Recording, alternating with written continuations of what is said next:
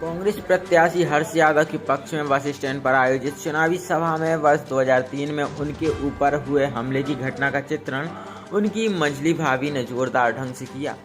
कांग्रेस प्रत्याशी एवं हर्ष यादव के पक्ष में लगातार चुनावी मैदान में कंधे से कंधे मिलाकर सक्रिय रूप से काम कर रही मंझली भाभी डॉक्टर मीरा यादव ने चुनावी सभा में संबोधित करते हुए वर्ष 2003 की घटना की याद ताजा की, जब विधायक का टिकट मिलने के बाद उनके काफिले पर गुरु चोपड़ा में प्राणघातक हमला हुआ था।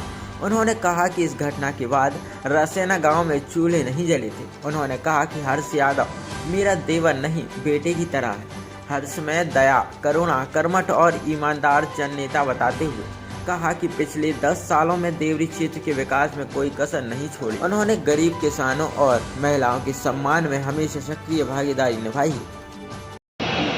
आपको ये जान के बेहद दुख होगा जिन बच्चों को नहीं पता है कि 2003 में हर्ष ने कितना बड़ा हमला झेला था।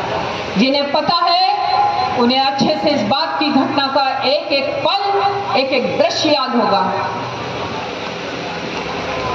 क्या अपराध क्या हुआ था? अगर कोई होनहार बच्चा सीढ़ियां चढ़ने लगे तो उसे रोकने के लिए कौन सी ताकत चाहिए? हमने तो यही जाना है कि कोई बच्चा अगर आगे बढ़ रहा है तो हमने तो हाथ मिला के उसे आगे बढ़ाने का ही प्रयास किया। वो ये परिवार है जो दया, न्याय और हमेशा की तरह ईमानदारी को मानता है। वो हमला हमारे परिवार पे इतना कठोर था कि हमारे पूरे गांव में चूल्हे नहीं जले थे 3 तारीख को। जब वो पल याद आता है, बाखर में पूरी गांव की स्त्रियां बैठी थी और हर आंख नम थी।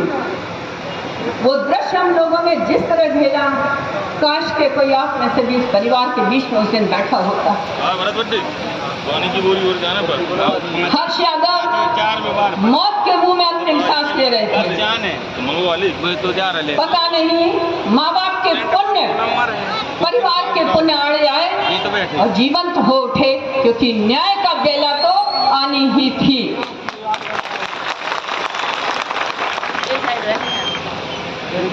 गलत न्याय करने वाले हाथ तो उठा गए और आप सबको भी पता है कि न्याय तो न्याय है।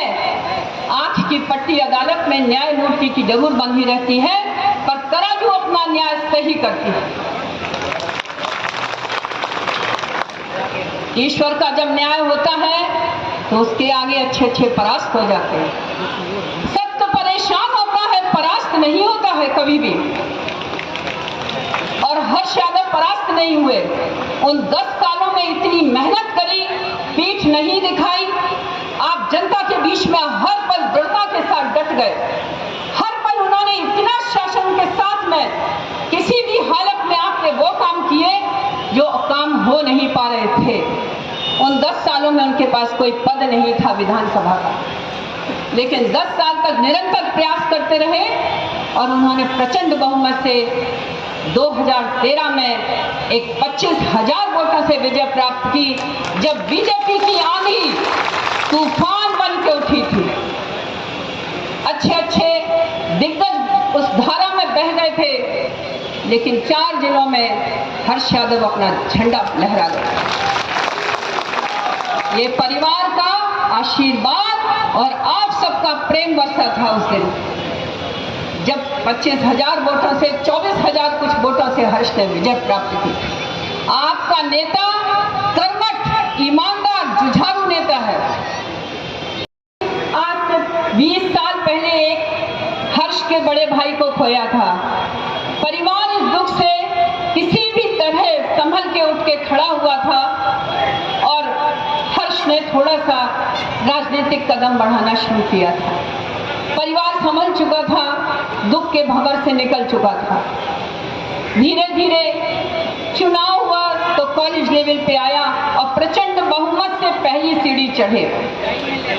कॉलेज का चुनाव इतने भरपूर मतदान से, इतने अच्छे वोटों से जीता था कि आज तक कोई रिकॉर्ड टूटा नहीं है कॉलेज का। दूसरी सीढ़ी जब चढ़े तो जनपद अध्यक्ष की सीढ़ी चढ़े और ऐसी के उससे भी प्रखर बहुमत रहा उनका। और फिर एक बार इस सीढ़ी इतनी अच्छे वोटों से जीते कि आज आप सबके बीच में विधायक का चुनाव लड़ा और मंत्री पद तक पहुंचे।